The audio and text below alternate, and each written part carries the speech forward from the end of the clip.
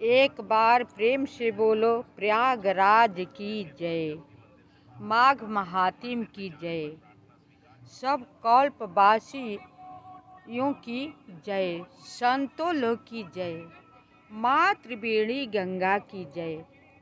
मैं माँ त्रिवेणी की गोद में बैठ करके एक कथा कह रही हूँ। मुझे बहुत अच्छा लगता है, श्रद्धापूर्वक कथा कह रही हूँ कि सब जो नहा रहे हैं, स्नान कर रहे हैं, वो तो बहुत अच्छी बात है। जो नहीं नहाए हैं, नहीं किसी कारण बस नहीं नहा पा रहे हैं, तो मेरी कथा को सुन लेंगे ना, तो उनका कुछ तो बनेगा, ज़रूर कुछ बनेगा। क्योंकि हर शास्त्र पुराण में यही लिखा होता है कि कथा कहने वाले से सुनने वाले की अधिक पुण्य होती है। तो आप सब विश्वास के साथ सुनेंगे कथा ना, तब माघ महात्म के आधा फल तो आपको मिल ही जाएगा। क्योंकि हम माता का गोद में बैठ करके कथा कह रही हूँ, अपने शिविर में बैठ करके 1 महीने के कल्पवास ले रही हूँ। प्रतिदिन इस ठंडे में स्नान करती हूँ, भगवान जनार्दन की पूजा करते हुए, माँ गंगा जी की पूजा करते हुए, पंडित लोग का दान दक्षिणा देते हुए मैं सबको कथा सुनाना चाहती हूँ, इसलिए कि सबकी गति भगवान सदगति बना दे। जो भूले भटके हो, जो जाने अनजान में जिसकी गलती हो, भगवान उनकी रक्षा करे। इसलिए कथा कहना मैं जरूरी समझी। तो अब कथा की ओर चलते हैं, ज़्यादा समय न लगाते हुए। आप सब ध्यान पूर्वक मेरी कथा सुनेंगे ना, तो बहुत आप सबका ज्ञान होगा और समझ में आएगा कि कल्पवास की और गंगा स्नान की, ये त्रिवेणी स्नान की महत्व होता है क्या, और क्यों इतना लोग देश विदेश से आते हैं स्नान करने के लिए। और जो आते हैं तो आते हैं, यहाँ पर बड़े बड़े लोग आकर के भंडारा चलवाते हैं, सबको भोजन कराते हैं, चाय पिलाते हैं, निःशुल्क दवा बांटते हैं, सबकी सेवा में तत्पर रहते हैं, सब भाव भक्ति में लीन रहते हैं। एक महीना का एक बुजुर्ग लोग, कल्पवासी लोग स्नान करते हैं, भगवान के पूजा पाठ करते हैं, अपने शरीर को न ध्यान देते हुए कष्ट देकर के सब करते हैं। एक ही से गुफा में रहने वाले साधु संत सन्यासी लोग आ करके अपना ध्यान भक्ति से अपने जो होता है वो सिद्ध करते हैं। किन्नर भी आए हुए हैं। इन लोगों के मान लीजिए कि इन लोगों के ऊपर भगवान की असीम कृपा बरस रही है। जो आए हैं ये अपने बस की बात नहीं है। जब तक से भगवान की असीम कृपा न होगी ना, तब तक से शुभ कार्य कोई कर ही नहीं सकता। इसलिए जो लोग स्नान करते हैं हम देखते हैं, और जो लोग नहीं करते हैं तो उनको सोचते हैं कि आ करके इस मौके का फल उठा ले। 144 वर्ष का ये कुंभ लगा है। 144 वर्ष न आएगा न कोई ये मौका पाएगा। इसलिए सब यात्रियों लोग से जो घर में हैं वो कम से कम एक ही दिन का मौका क्यों न सही आकर के स्नान कर ले, तो उसका बिगड़ा हुआ अवश्य ही बन जाएगा। मेरा सबसे यही अनुरोध है कि आ करके वो जरूर इसका लाभ उठाए। अब कथा की तरफ चलते हैं। द्रविड़ देश के एक राजा रहा करते थे, जो कि बहुत दानी थे। शास्त्र पुराण का अध्ययन करते थे, वेद पाठी ब्राह्मणों की सेवा किया करते थे। वेद पाठी ब्राह्मण जो जो कहते थे करने को वो शिरोधार्य करके करते थे। धर्मशाला, प्याऊ, बाग बगीचे, तालाब सब कुछ लगवाते थे। सबको रहने के लिए सुख सुविधा दिया करते थे। सबके विषय में सोचते भी थे। बहुत अच्छे राजा थे। उनकी प्रजा उनसे बहुत खुश रहा करती थी। राजा के पास सुवर्ण मणियों की इतना खजाना था कि कितना भी वो दान करते थे लेकिन कम नहीं हो पाता था, वो बढ़ता जाता था। तो दान करने से धन कभी नहीं घटता है, धन में बढ़ोतरी होती है। ये सब आप सब मान लीजिए। खुले हाथ से हमेशा आप सोचिए कि भगवान जब हमें बनाए तो देने वाले ही बनाए। हम किसी को हाथ पसार कर के दे, हाथ पसार के लेने वाले न बनाए। आज सब भगवान से यही प्रार्थना किया कीजिएगा। मैं भी यही करती हूँ कि हे भगवान, अब जब जन्म दे तो मनुष्य के आज जिस जगह पर आप जन्म दिए हैं प्रयागराज के नज़दीक, उसी तरह जन्म दे। हमें दे जब बनाए तब देने वाले ही बनाए, किसी से अपेक्षा करने के योग्य न बनाए कि किसी के आश्रित हम रहे। किसी के आश्रित रहने वाला मनुष्य को बहुत कष्ट होता है। करेगा करेगा नहीं तो धोखा दे देगा, छोड़ देगा, तो कष्ट ही न होगा।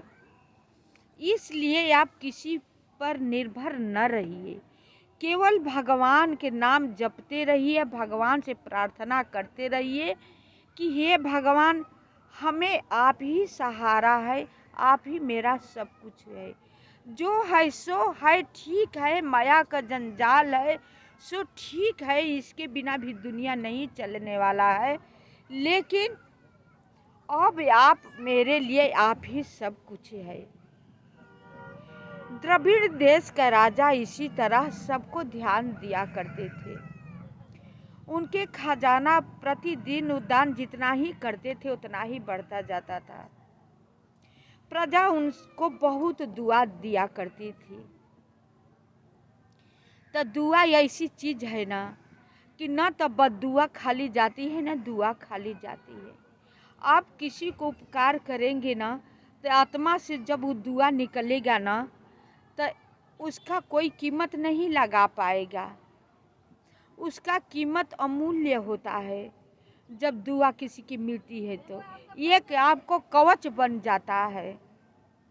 इसलिए हम हमेशा कहती हूँ कि आप सब अपने से बड़े आदमी को हमेशा पैर छूकर प्रणाम कीजिए, उसकी सेवा कीजिए, उसको कहना कीजिए, उसकी मजबूरी को आप समझिए, वो क्या कहना चाह रहे हैं, उसको उपकार कीजिए। जब उसका उपकार आप करेंगे ना तो उसको आत्मा से जब दुआ मिलेगा ना तो आप परिपूर्ण हो जाएंगे। आपको कभी किसी चीज की तकलीफ नहीं होगी। इसी तरह द्रविड़ देश के राजा करते थे। करते अपने बाग बगीचों में हजारों स्त्रियों के साथ वो क्रीड़ा किया करते थे।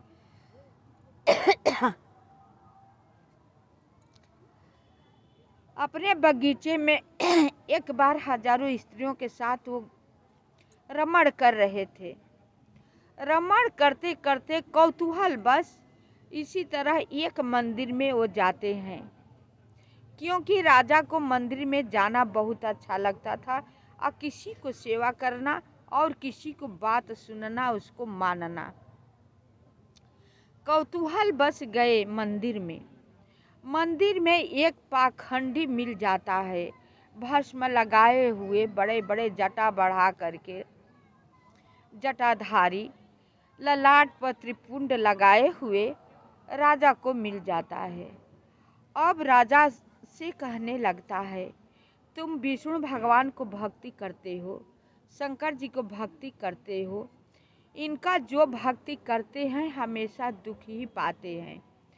तुम सबका भक्ति छोड़ करके सब खोपड़ियों को, तांत्रिक को था, मुंड रखे हुए थे कि इसी को तुम भगवान मानो, इसी में सब कुछ है। ये जब चाहेंगे तब आपको हंसा देंगे, जब चाहो तब आपको रुला देंगे। अब राजा को मन में अनाप शनाप अपनी विद्या भरने लगा। धीरे धीरे राजा को बहुत विश्वास होने लगा कि ये सही कह रहा है। वो समझा कि अब राजा मेरे जाल में धीरे धीरे फंस रहे हैं। पूरी अपनी ताकत लगाकर राजा को अपने बस में कर लेता है पाखंडी।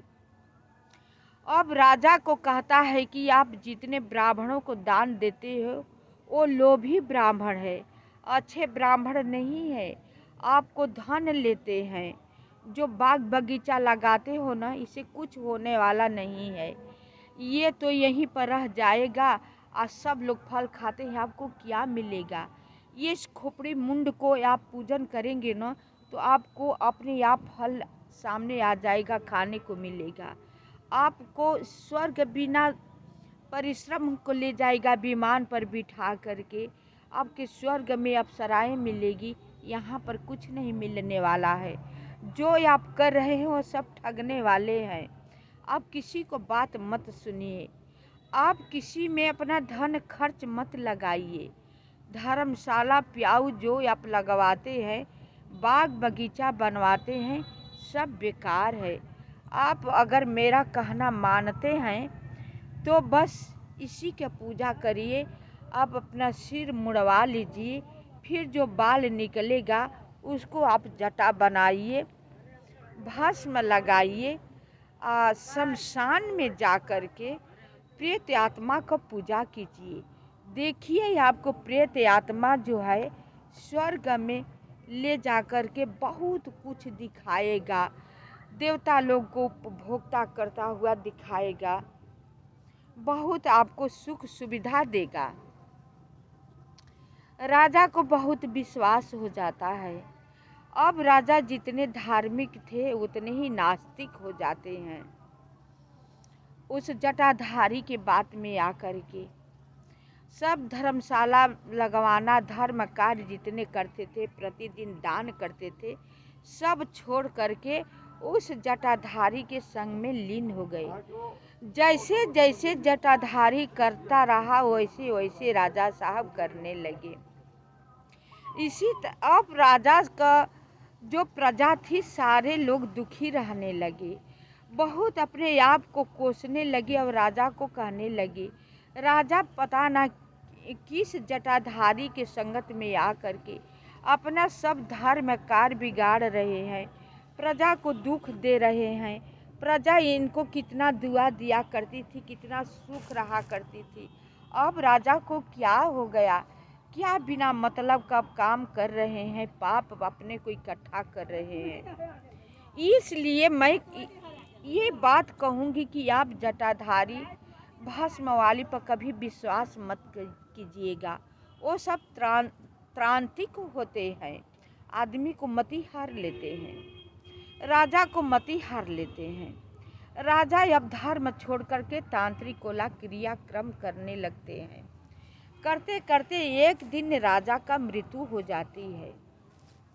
जब मृत्यु हो जाती है, जितना पहले के वो पुण्य किए थे अब पाप करने लगे राजा ना, तो उनका पुण्य सब जैसे यज्ञ में ईंधन डालने पर जल कर भस्म हो जाता है, वैसे राजा को पुण्य किया हुआ सब भस्म हो जाता है। अब राजा जब मर जाते हैं ना तो वो पिशाच बन जाते हैं, बहुत भयंकर पिशाच होते हैं। हिमालय के कंदरा में रहते हैं और जोर जोर कर चिल्लाते रहते हैं, मैं मरा, मैं मरा, मुझे बचाओ। भूख प्यास से तड़पते हैं, न तो उन्हें खाने को कुछ मिलता है न पीने को मिलता है, हवा पीकर रहते हैं। ठटरी जैसा शरीर हो गया है, लंबे लंबे काले काले बाल खड़े खड़े, बड़ी बड़ी आंखें डरावनी जैसी लगती है, जीभ लपलपाती है, पूरी नाड़ियाँ सूखी हुई पड़ी है, कंकाल की तरह उनका शरीर हो गया है। हिमालय के कंदरा में चिल्लाते हैं, दुख से तड़पते हैं, चिल्लाते हैं, मैं मरा, मैं मरा, मुझे बचाओ, मुझे बचाओ, इस तरह के चिल्लाते हैं। वहीं पर हिमालय पर्वत के गुफा में लोमस ऋषि जी तपस्या करते थे। जब वो पिशाच को चिल्लाया हुआ सुना तो उन्होंने बाहर निकल कर के आते हैं पूछे कि तुम इतना क्यों चिल्ला रहे हो, तुम्हें क्या परेशानी है। बोले पिशाच कि पहले अपना कमंडल के जल मेरे ऊपर छिड़क दो ताकि मुझे शांति मिल जाए। जब आप छिड़क देंगे ना तो मैं अपना पूर्व जन्म का सब हाल बता दूंगा। मुनि लोग तो आप सब जानते हैं कि दयालु ही होते हैं। गए अपने आश्रम से जल लेकर के पिशाच के ऊपर छिड़क देते हैं 12 मंत्र पढ़ करके। पिशाच को शांति मिल जाती है। अब पूछते हैं लोमस ऋषि जी की अपना कथा सुनाओ कि तुम पिशाच होकर के इतना क्यों चिल्ला रहे हो। तब वो अपना पूर्व जन्म का कथा बताने लगते हैं कि मैं चित्रसेन का द्रविड़ देश का राजा रहता था। मैं बहुत कुछ धर्म कार्य किया करता था। कौतूहल बस एक मंदिर में गया जहाँ पर की जटाधारी पाखंडी से मुझे मुलाकात हो जाता है। वो मुझे इतना भ्रमित किया कि मैं उसके बहकावे में आ करके सारा धर्म कार्य छोड़ करके अघोरियों के कार्य करने लगा। शमशान में जाकर पाखंडी कार्य करने लगा, जो कि मैं जितना शुभ कार्य किया था, जैसे कि यज्ञ में ईंधन डालते हैं जल कर खाक हो जाता है, उसी तरह जितना मैं पाप करने लगा सब मेरा पूर्ण किया हुआ जल कर राख हो गया। अब मरने के बाद मैं पिशाच हो गया हूँ। मैं चिल्ला रहा हूँ, कुछ पुण्य बचा है कि आप मिले हैं ये महात्मन, मुझे शांति कीजिए, मुझे शांति की बहुत आवश्यकता है, मैं बहुत परेशान हूँ। लोमस ऋषि जी बोले कि ठीक है, तुम्हें शांति तो कर दूंगा, लेकिन ये पिशाच रूप इतना भयंकर कष्टदायक होते हैं ना कि थोड़े से पुण्य से नहीं जाते हैं। चलो, मैं बहुत वर्षों तक पुण्य किया हूँ, बहुत वर्षों तक मैंने प्रयागराज में कुंभ स्नान किया हूँ, शाही स्नान किया हूँ, उसमें से 1 साल का पुण्य तुम्हें दे देता हूँ ताकि अपना देहधारी करके धर्म कार्य कर सकते हो। पिशाच जो है खुश हो जाता है। लोमस ऋषि जी अपना 12 मंत्र पढ़ करके पिशाच के ऊपर जल छिड़क कर मंत्र पढ़ने लगते हैं, उसको पिशाच रूपी से दूर कर देते हैं। वो चकित हो जाता है, उसका सही शरीर हो जाता है। लेकिन लोमस ऋषि जी बोलते हैं कि अभी तुम्हारा शरीर ही केवल बना है, पिशाच तत्व छूटा है, अभी पाप तुम्हारे शरीर में लगा है। ऐसा करो कि प्रयागराज में तुम जाओ, वहाँ पर हर माह महीने में मेला लगता है। वहाँ पर 3 धारा त्रिवेणी की गंगा जी बहती है। उनके तट पर अक्षयवट जी का पेड़ है, जो कि विष्णु भगवान उस पर शयन करते हैं। बड़े हनुमान जी लेटे हुए प्रकट हुए हैं, उनका दर्शन तुम स्नान करके किया करो। ऐसा करोगे तो जो तुम्हारे शरीर का पाप होगा ना, तो धीरे धीरे क्षय होने लगेगा। तब तुम दिव्य पुरुष बन जाओगे और स्वर्ग के भागी हो जाओगे, तुम्हें मुक्त मिलेगा। विष्णु भगवान बहुत दयालु होते हैं। अक्षयवट त्रिवेणी जी में स्नान कर लेने के बाद अक्षयवट जी के दर्शन जो मनुष्य करता है, उसका पाप जो है क्षय हो जाता है। ये तू काम करो। और सुनकर लोमस ऋषि जी की बात बहुत प्रसन्न हो जाता है। आता है प्रयागराज में। संयोग की बात है कि माह महीना का मेला लगा हुआ था।